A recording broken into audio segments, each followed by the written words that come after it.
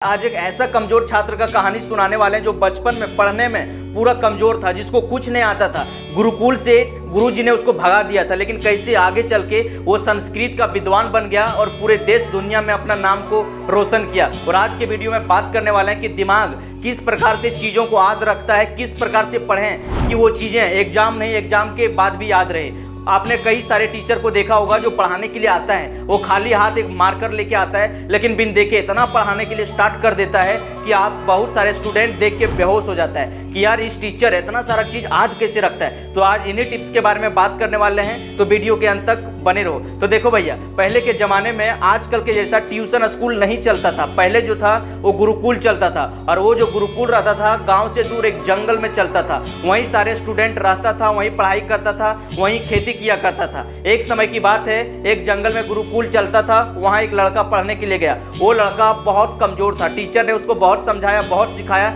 लेकिन वो कुछ नहीं सीख पाता था। एक दिन टीचर को गुस्सा आ गया, गुरुजी को बोला, बालक तुम इधर आओ, अपना हाथ को दिखाओ। वो लड़का ने जब हाथ को दिखाया तो गुरुजी ने बोला कि तुम्हारे हाथ में विद्या का रेखा नहीं है, तुम यहाँ समय बर्बाद मत करो, तुम अपना गांव लौट जाओ गांव में कुछ काम करो। वो लड़का वहां से उदास लौट रहा था, तभी उसको जोरों से प्यास लगा और पानी पीने के लिए वो तड़प रहा था। तभी उसको रास्ते में एक कुआं दिखाई दिया, जहां पर एक लेडीज बाल्टी से पानी भर रही थी। वो लड़का वहां गया और जो देखा उसके बाद उसका जीवन ही बदल गया। उसने देखा कि जो एक कमजोर रस्सी है, जो सीला है, चट्टान, जो परहेठा जिसको गांव में बोलते हैं, उस पर बार बार रस्सी आने जाने की वजह से उस चट्टान पर भी निशान छोड़ दिया है। वो लड़का ने सोचा कि ये जो कमजोर रस्सी अगर सीला पर, पत्थर पर निशान छोड़ सकता है, तो क्या मैं बार बार अगर पढ़ूंगा तो हमको याद नहीं होगा। वो लड़का वहां से लौटा, एक चाकू लिया और अपना हाथ को काट के लहू लुहान अवस्था में गुरुजी के पास पहुंचा। गुरुजी ने पूछा कि बच्चा क्या हुआ। वो लड़का ने बोला कि गुरुजी मेरे हाथ में विद्या का रेखा नहीं था, हमने चाकू से काट के विद्या का रेखा बना डाला है, अब मैं बहुत मेहनत करूंगा।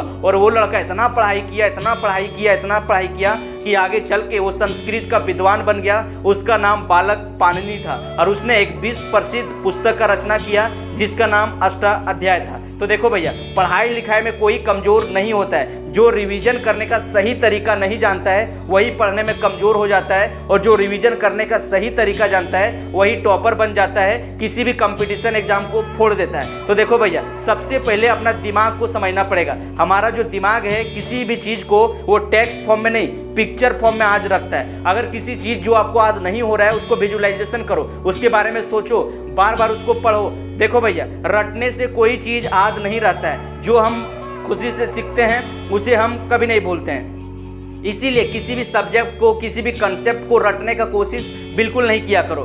देखो यार, रिसर्च में ऐसा देखा गया है कि जो चीज़ हम अभी पढ़ते हैं 24 घंटा के अंदर 50 से 60% और 3 दिन के बाद 95% डाटा हमारे दिमाग से उड़ जाता है। अगर आप चीज़ों को लंबे समय तक याद रखना चाहते हो तो उसको सही टाइम पर बार बार आपको रिवीजन करना पड़ेगा। क्या करो कि जो चीज़ें अभी आपने पढ़ा उसको 24 घंटा के अंदर फिर से पढ़ो, फिर से वही चीज़ें को 7 दिन के अंदर पढ़ो, और फिर से वही चीज़ों को 21 दिन के अंदर पढ़ो। अगर इस प्रकार से 4 बार पढ़ दोगे तो चीज़ें आपको एग्जाम के बाद भी याद रहेगा। बस आपको रिवीजन करते रहना है। तो देखो भैया, एक बहुत सुंदर कहावत है कि करत करत अभ्यास से जड़मती होत सुजान, करत करत अभ्यास से जड़मती होत सुजान, रसरी आवत जावत शिल्पे करत निशान। तो बार बार जब रस्सी भी घिसता है ना तो शिला पर निशान छोड़ देता है। जब आप बार बार पढ़ोगे, 4 से 5 बार पढ़ोगे, तो कोई भी चीजें आपका परमानेंट ब्रेन में जाके फिट हो जाएगा और जीवन भर आप भूलोगे नहीं। देखो भैया, किसी भी चीज को रटने का कोशिश बिल्कुल मत करो,